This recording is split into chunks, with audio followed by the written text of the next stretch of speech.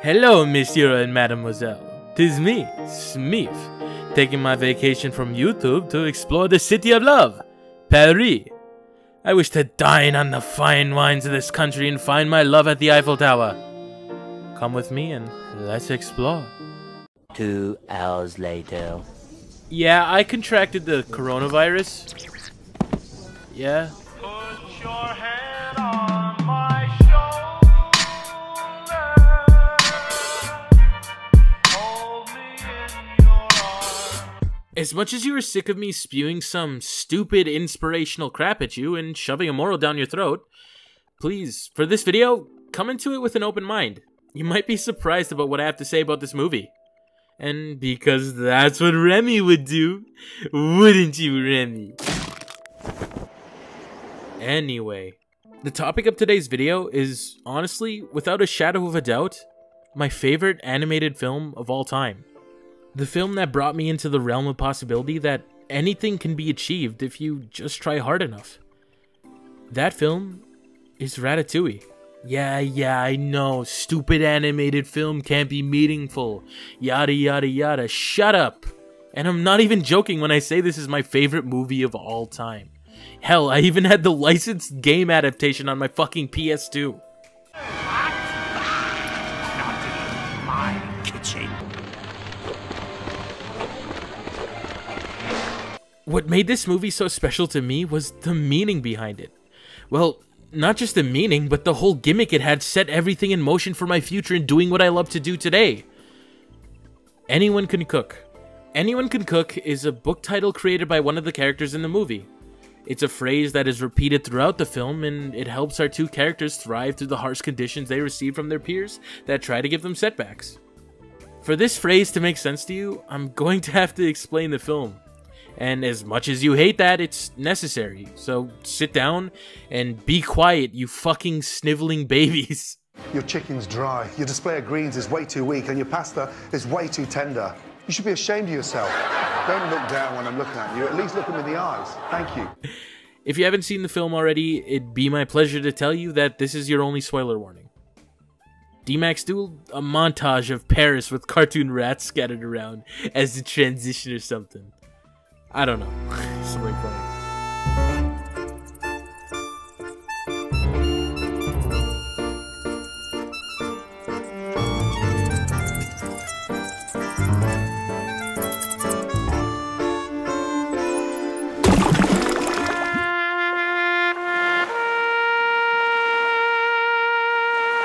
Ratatouille is a movie about rats.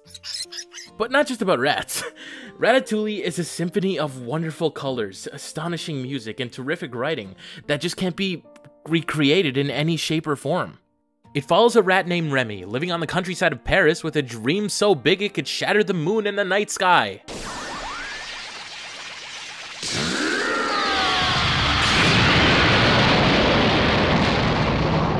This rat wants to fucking cook.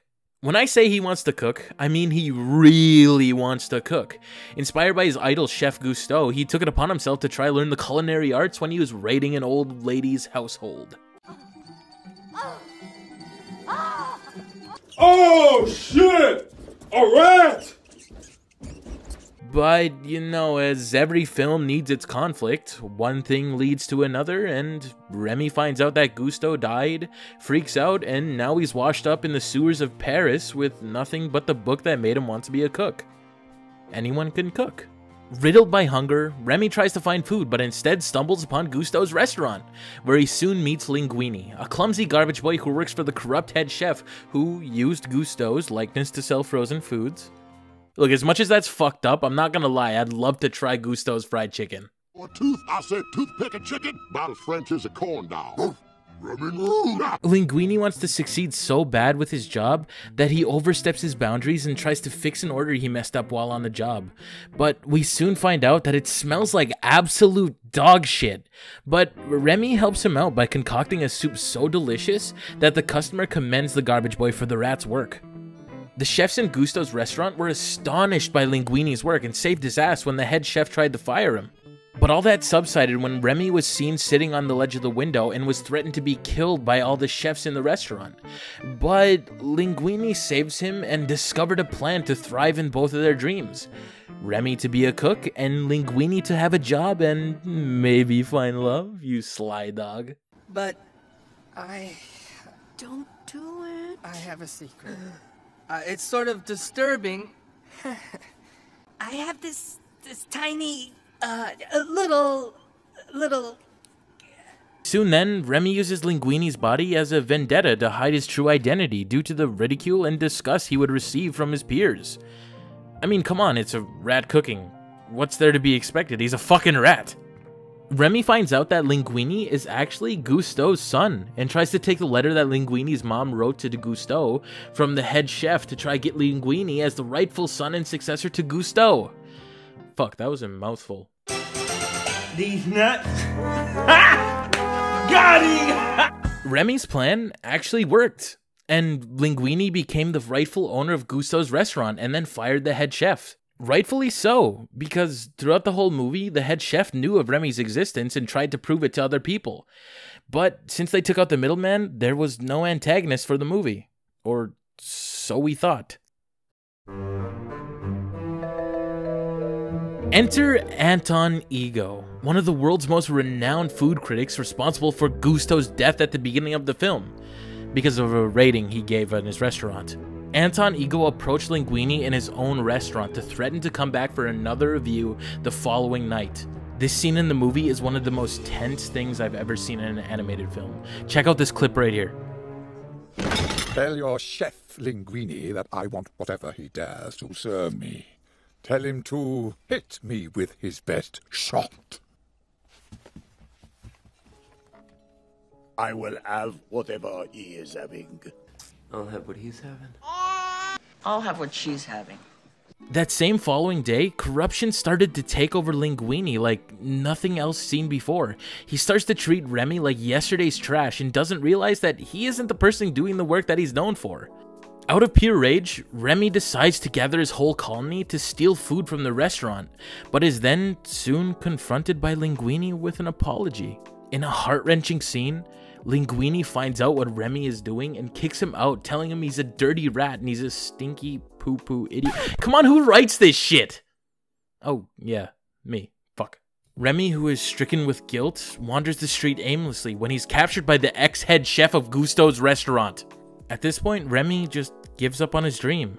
He's locked in the trunk of the head chef and threatened to make frozen foods for his frozen food chain. It feels like his plans and his dreams are crumbling into his little palms. But Gusteau speaks to him and gives him an inspirational speech, and his father and a bunch of rats come to save him, and then he runs off. He is inspired to make something that he wants to do, and he's going to help Linguini. As soon as Remy got there, Remy apologizes to Linguini, and Linguini apologizes back.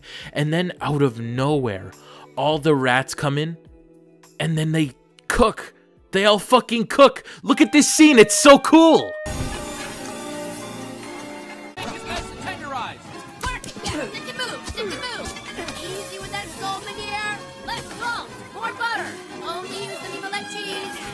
The head chef arrives with the health inspector, and the rats just fucking tie them up and put them in the fucking freezer. It's so fucking funny.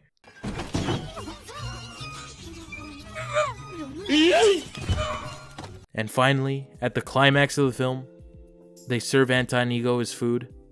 And one of the most emotional scenes in a movie, which brings me back to my childhood, happens. Anton Ego loved the food. He absolutely adored it. And he asked to see the chef, which he thought was Linguini.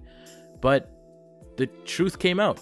He waited till the end of the day where all the customers were out, and Linguini and his girlfriend, they told him the truth. Of course, he didn't believe them at first. Like, who would believe that a rat could cook? But soon after, his smile turned into a frown. And all he did was sit there, ask an occasional question, and then leave. Of course, they had to let the health inspector and the head chef go, and Gusteau's was closed down. But the following day, Anton's review came out, and it was honestly one of the most touching and most amazing speeches I have ever heard in my life. Play a little clip of it. We thrive on negative criticism, which is fun to write and to read. But the bitter truth we critics must face is that in the grand scheme of things, the average piece of junk is probably more meaningful than our criticism designating it so. The ending of this movie alone is a masterpiece in itself. The music, the sound work, the visuals, the fucking colors of everything culminates into, as I said before, a symphony of perfection. But what do I take away from this movie? What is the meaning behind it? Well, of course, you could go for the general consensus of what it is. It's a movie about rats cooking. But I like to think it's more than that. As I said before, anyone could cook is a repeated phrase in the movie that sticks with me. It's not just anyone can cook. Anyone can do anything. Doesn't mean anyone should do anything, but anyone can do anything. Like it's said in the film. Not anyone can be a good cook, but a good cook can come from anywhere. And I think that's what you take away from it. As much as that's a stupid, idiotic, and borderline dumb idea of a film, think about it. It's pretty poetic, don't you think? Ratatouille is more than just about rats cooking and putting a fucking stew together. It's about not judging a book by its cover, because you don't know what people have going on. You don't know the skills that people have. Hell, you could look like a fucking baboon and you could still be good at art. You could still be good at talking. You could still be so charismatic, but no one's gonna give you a chance, and that's sad. So don't judge a book by its cover. Go beyond people's expectations. Never let anybody tell you no in life, not even me. Because if someone tells you no, it's just a setback that makes everything harder for you. You shouldn't take it at face value, because these guys' opinions aren't what you need to focus on. What you need to focus on is being happy with yourself. And if becoming a cook is making you happy, then become a cook. Even if you're a fucking rat. Your life is much bigger than what you have right now. You can make a future for yourself. Hell, I'm making a future for myself on YouTube and writing and stuff like this, making connections. And I'm not scared to admit that I'm scared of myself too. But people shouldn't be. Because look at Remy. He's a rat and he could cook. And he made a name for himself just because he can cook. It doesn't matter what you look like. It doesn't matter what you do. It doesn't matter that you are a fucking animal. Well, maybe. I don't like furries. I like furries, but I don't know. Maybe. My point is, it doesn't matter what you look like. Do what you want to do. Don't let anybody tell you no. Or, like I said, you could go with the general consensus. Rats cooking. You ever see this thing called cow tools? It's a picture of a cow sitting with tools, and everybody tried to think of the bigger meaning to it, but it was just a cow with tools. So take what I say at face value and try to see deeper meaning into it, because all of this is subjective. And what I'm saying is subjective too, but I'm just saying this is what I take away from this. And it's what makes me happy and what keeps me thriving. Whatever makes you happy and whatever gives you motivation, work with it, baby. But you know, as always, thank you to my editor Dmax for editing this video. He's such a lifesaver. I love him so much, baby. Give me some kisses. And thank you to guys for watching this video. I haven't thanked you enough for all the support I've been getting. I made 1,000 subs this month. Hell yeah! You know, seriously, thank you. But anyways, I'm Smeef, and I'll see you guys later. Oh yeah, and I still have the coronavirus, so might be a little bit delayed on the uploads. Hello, Smeef viewers. Humble editor Dmax here with something to tell you guys. I apologize if the backdrop is basic. I don't want to take too much of the video's time anyway. It's been a pleasure working with Smeef and being able to portray his likeness to all of you, but sadly, the time has come for me to move on to other things. It's been a whirlwind trying to keep up with everything I've got going on right now, and I'd like to have more free time to focus on my own ventures. I've been with Smeef since February of 2019, meaning we've been working together for about a year now. This has been the longest consecutive working relationship I've ever had, and it's been a blast. I'd like to say thank you so much to Smeef for this opportunity. I'm happy, in a bittersweet way, to say that dear Smeef has outgrown me. I'm not sure if I'm the equivalent of training wheels or a 10-ton weighted training gi, but either way, the time feels right for me to step aside. I'm sure Smeef will continue to grow, and I can't wait to see what comes of this community. I appreciate you all, and I'm sure it won't be too long before you see or hear from me again in some capacity. So in closing, remember that anyone can do anything.